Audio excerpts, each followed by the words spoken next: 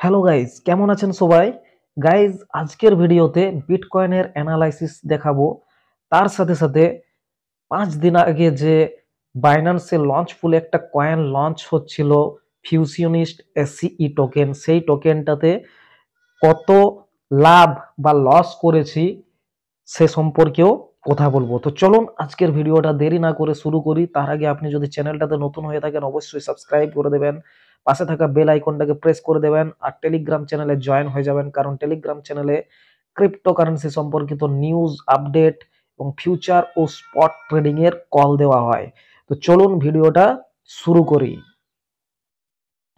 তো এখানে বিটকয়েন 4 ঘন্টা চার্টের মধ্যে একটা সিমেট্রিক্যাল ট্রায়াঙ্গেলের মধ্যে চলছিল, কিন্তু সিমেট্রিক্যাল ট্রায়াঙ্গেলটাকে কালকে ব্রেক করে যায় এবং ব্রেক করার পরে প্রাইস কিন্তু নিচে আসতে থাকে। নিচে আস্তে আস্তে আমরা বলে দিয়েছিলাম যে এই যে হলুদ জোনটা রয়েছে, টেলিগ্রামেও আমি দিয়ে দিয়েছিলাম, এই হলুদ জোনটা এখন বিটকয়েনের কাছে একটা সাপোর্ট জোন, ঠিক আছে, অর্থাৎ 40,600 এই জোনটা হচ্ছে এখন বিটকয়েনের কাছে একটা সাপোর্ট জোন। আর যদি একটু বড় করে দেখতে যাই চার্ট, তাহলে আমরা কি দেখতে পাবো, এই যে চ্যানেলটা মানে এই লাইনটা দেখতে পাচ্ছেন, এই লাইনটাতে বিটকয়েন বারবার সাপোর্ট দিয়ে আসছিল, ঠিক আছে, তারপর উপরে চলে যায়, এবার আবার আস্তে আস্তে নিচে আসছে।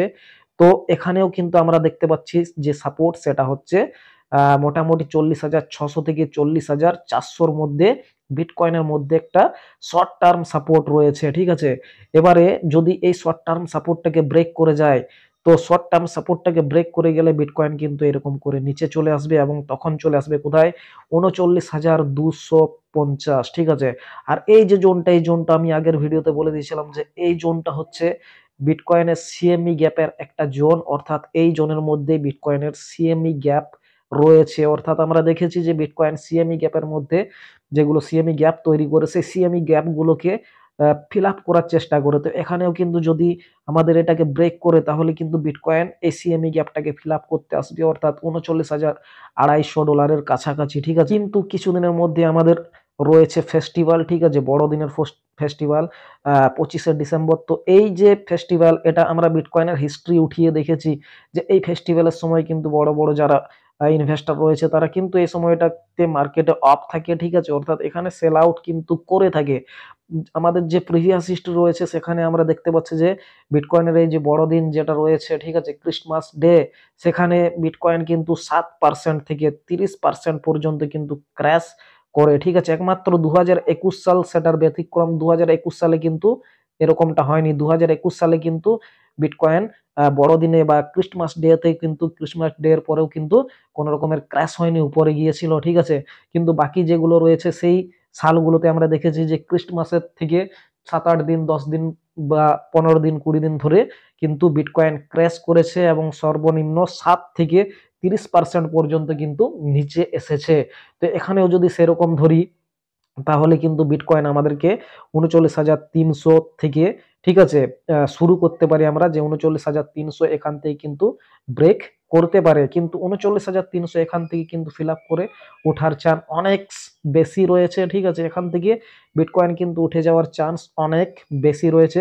কিন্তু যদি এটাকে ব্রেক করে, তাহলে কিন্তু আমাদের যে প্রিভিয়াস হিস্ট্রি সেই অনুযায়ী কিন্তু কাজ চলবে, ঠিক আছে। তখন কিন্তু 37,000, 36,000 এইগুলো পর্যন্ত, 35,000 এই ডলারগুলো পর্যন্ত কিন্তু বিটকয়েন টেস্ট করতে পারে, ঠিক আছে। তো শর্ট টাইমের জন্য আমাদের যে সাপোর্ট দেখে নিলেন, সেটা হচ্ছে মোটামুটি 40,600 থেকে 40,400। এখান থেকে যদি বিটকয়েন না ওঠে, তাহলে কিন্তু 39,300 ডলার বা 39,200 ডলারের কাছাকাছি বিটকয়েন কিন্তু আসবে, ঠিক আছে।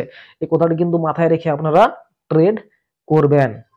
তো চলুন এবার আপনাদেরকে বলে দিই যে ফিউশনিস্ট কয়েন যেটা কিন্তু লঞ্চ পুলে এসেছিল, সেখানে বিএনবি এবং এফডি ইউএসডি স্টেক করে পরে যে ফিউশনিস্ট কয়েনটাকে ফ্রিতে পাওয়া যাচ্ছিল, সেটাতে কি হয়েছে, লাভ হয়েছে নাকি লস হয়েছে, চলুন আপনাদের সাথে শেয়ার করা যাক। তো গাইজ, আমি এখন চলে এসেছি বাইন্যান্সের লঞ্চ পুল অপশনে এবং সেখানে দেখতে পাচ্ছেন ফিউশনিস্ট কয়েনের যে এয়ারড্রপ ছিল সেটা কিন্তু কমপ্লিট হয়ে গেছে এবং আমি এখানে আপনাদেরকে দেখানোর জন্য ভিডিওটা বানিয়েছিলাম। $35 কাছাকাছি, $35 কাছাকাছি বিএনবি কিনে পরে সেখানে কিন্তু এখানে স্টেক করেছিলাম, ঠিক আছে। এবং স্টেক করার পর এবং আমি কবে স্টেক করেছিলাম, মোটামুটি যেদিন থেকে শুরু হয়েছে 5 দিন আগের থেকে কিন্তু স্টেক করেছিলাম। ফুল ডেজ আমার কিন্তু স্টেক ছিল, ঠিক আছে। এবং সেখান থেকে আমি টোটাল যে রিওয়ার্ড পেয়েছি, মানে এসিই কয়েন টোটাল পেয়েছি, দেখুন কতটুকু পেয়েছি, 0.0857, ঠিক আছে। মানে একটাও নয়, একটার 10 ভাগের 1 ভাগও কিন্তু পাইনি এসিই টোকেন। $35 বিএনবি কিন্তু আমি করেছিলাম হোল্ড, ঠিক আছে, স্টেক করেছিলাম। তো চলুন এবার আপনাদেরকে দেখিয়ে দিই যে এখানে আমি যদি যাই ট্রেডে, তাহলে দেখুন এখানে আমাদের যে এসিই কয়েন যেটা কিন্তু লিস্ট হয়ে গেছে অলরেডি, ঠিক আছে। আজকে 18 তারিখ, আজকে লিস্ট হয়ে গেছে। এবং এটা সর্বোচ্চ কোথায় গিয়েছিল গাইস, এখানে দেখুন $16.36 কিন্তু গিয়েছিল এক একটা এসিই কয়েনের দাম, ঠিক আছে। এখানে আপনাদেরকে দেখিয়ে দিই, যদি আমরা ট্রেড হিস্ট্রিতে আসি, তাহলে দেখুন এখানে আমরা দেখাচ্ছি এই জায়গাতে দেখুন বিএনবি, ঠিক আছে। এখানে আমি বিএনবি কিনেছিলাম সেদিন ভিডিওটা বানানোর জন্য। কত ডলার কিনেছিলাম গাইজ, $35.74, ঠিক আছে। এবং আজকে আমি সেল করে দিয়েছি সেটা, দেখুন সেদিনে কিনেছিলাম কত প্রাইসে, $253.5, ঠিক আছে। আজকে বিএনবি সেল করেছি কত, $237, অর্থাৎ এখান থেকে আমার $2, $2.5 উপর কিন্তু লস হয়ে গেছে, ঠিক আছে। $2.5 উপর লস কিন্তু হয়ে গেছে। এবার চলুন আমরা যদি এসিই কয়েনটাকে যাই, ঠিক আছে। এসিই, এখানে এসিই সার্চ করা আছে, ওকে। তাহলে এখানে দেখতে পেলেন আমার মোটামুটি $2.5 মতো লস হয়ে গেছে বিএনবি কেনা বেচাতে, ঠিক আছে। কারণ আমি যখন বিএনবি কিনেছিলাম তখন কয়েনের দাম বেশি ছিল, এখন বিকেছি, এখন কয়েনের দাম কমে গেছে, তাই কিন্তু আমার লস হয়ে গেছে, ঠিক আছে। এবার দেখুন এখানে এসি কয়েন, বাইন্যান্সে আপনারা জানেনই যে একটা কয়েন, মানে কোনো কয়েন বিক্রি করতে গেলে বা কিনতে গেলে মোটামুটি $10 উপরে কিন্তু কেনা বেচা করতে হয়। কিন্তু আমার কাছে যেহেতু 0.085 ছিল, ঠিক আছে, সেহেতু কিন্তু এখানে আমার বেচা কেনা যায়নি। তো তার জন্য আমি ইউজ করেছিলাম এখানে কনভার্ট অপশনটাকে, ঠিক আছে। তো কনভার্টে যদি আমরা যাই, কনভার্টে গিয়ে পরে আমরা যদি এখানে কনভার্ট হিস্ট্রি দেখি, তাহলে কিন্তু এখানে আমরা দেখতে পেয়ে যাবো যে বিএনবি সরি এসিই কয়েনটা আমরা কনভার্ট করে কয় টাকা পেয়েছি, ঠিক আছে। তো এখানে দেখতে পাচ্ছেন যে আমার টোটাল রিওয়ার্ড পেয়েছিলাম কত, 0.0857, ঠিক আছে। এবং সেটাকে যখন আমি কনভার্ট করেছি ইউএসডিটিতে, তখন আপনারা দেখতে পাচ্ছেন যে $1.26 কিন্তু আমি এখান থেকে পেয়েছি। আর আমার কত লস হয়েছিল গাইজ, সেখান থেকে আমার লস হয়েছিল $2.5 কাছাকাছি। এবং এটা বিক্রি করে আমি পেলাম কত, 1.26, ঠিক আছে। অর্থাৎ আমার কাছে মোটামুটি এখনো কত লস রয়েছে গাইজ, এখনো মোটামুটি $1.25 কাছাকাছি কিন্তু লস হয়েছে, ঠিক আছে। এই মানে এই যে পার্টিসিপেট করেছি লঞ্চ পুলটাতে, সেখান থেকে আমার ওভারঅল লাভ না গাইজ, লস হয়েছে $1.25, ঠিক আছে। তো এখানে আমি আগেই বলে দিয়েছিলাম, যাদের কাছে কিন্তু বিএনবি অলরেডি কেনা রয়েছে, ঠিক আছে, অলরেডি কিন্তু বিএনবি যাদের কাছে কেনা রয়েছে, কেবলমাত্র তারাই কিন্তু এইগুলোতে আর কি পার্টিসিপেট করবেন, ঠিক আছে। কিন্তু যারা শুধুমাত্র এয়ার ড্রপ গুলোতে পার্টিসিপেট করার জন্য কিন্তু বিএনবি কেনেন, ঠিক আছে, এবং তারপরে এইগুলোতে পার্টিসিপেট করেন, তাহলে কিন্তু আপনার লসের পরিমাণটা কিন্তু বেশিরভাগ সময় হবে।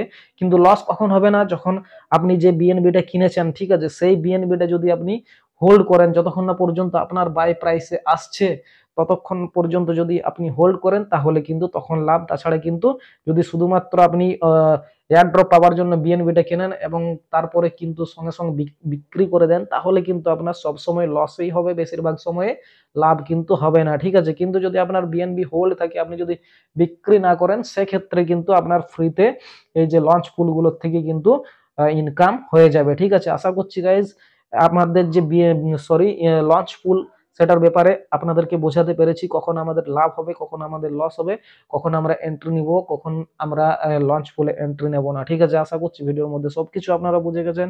তাই ভিডিওটা যদি ভালো লাগে অবশ্যই একটা লাইক ঠুকে দেবেন।